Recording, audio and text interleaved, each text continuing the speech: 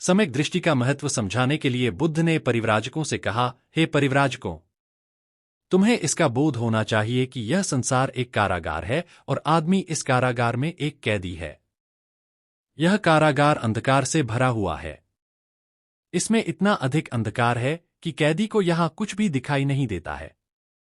कैदी को यह तक दिखाई नहीं देता कि वह कारावासी है। वास्तव में बहुत अधिक लंबे समय तक इस अंधेरे में रहने के कारण आदमी न केवल अंधा हो जाता है, बल्कि उसे इस बात में भी संदेह हो जाता है कि प्रकाश नाम की ऐसी कोई अनोखी चीज भी कहीं अस्तित्व में हो सकती है। मन ही एक ऐसा साधन है जिसके माध्यम से आदमी को प्रकाश की प्राप्ति हो सकती है। लेकिन इस उद्देश्य के लिए इन कैदियों का मन एक उपयुक्त साधन नहीं है। इनका मन थोड़ा सा प्रकाश ही आने देता है, जो बस केवल इतना ही पर्याप्त है जिससे देखने वाले यह देख सकें कि अंधकार नाम की भी कोई वस्तु है। इस प्रकार स्वभाव से ही दोषपूर्ण यह समझ है।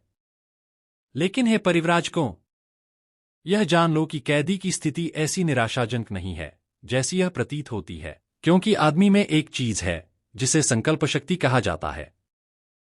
जब आदमी के सम्मुख कोई उपयुक्त प्रयोजन का उदय हो जाता है तो मनोबल को जागृत और क्रियाशील किया जा सकता है।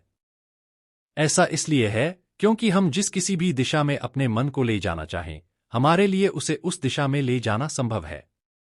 यह मन ही है जो हमें जीवन रूपी कारागार का कैदी बनाता है और यह मन ही है जो हमें ऐसा बनाए रखता है। मन ही सभी प्रवृत्तियों का प्रधान है। यदि मन को वश में कर लिया जाए तो सभी प्रवृत्तियां वश में हो जाती हैं। मन ही उन सब अच्छाइयों और बुराइयों का मूल स्रोत है जो हमारे भीतर उत्पन्न होती है और जिनका हमें शिकार होना पड़ता है। यदि कोई बुरे मन से कुछ भी बोलता या करता है तो दुख उसके पीछे पीछे ऐसे ही हो लेता है जैसे गाड़ी के पहिए गाड़ी को खींचने वाले बैलों के पैरों का पीछा करते हैं। इसलिए अपने मन को निर्मल बनाए रखना जरूरी है। सम्यक वाणी हमें यह शिक्षा देती है कि आदमी केवल वही बात बोले जो सत्य है, असत्य न बोले, दूसरों की बुराई न करे, हर व्यक्ति के साथ दया तथा विनम्रता से बात करें। हर व्यक्ति को अपनी जीविका कमानी ही होती है, लेकिन जीविका कमाने के कुछ बुरे तरीके हैं और कुछ अच्छे।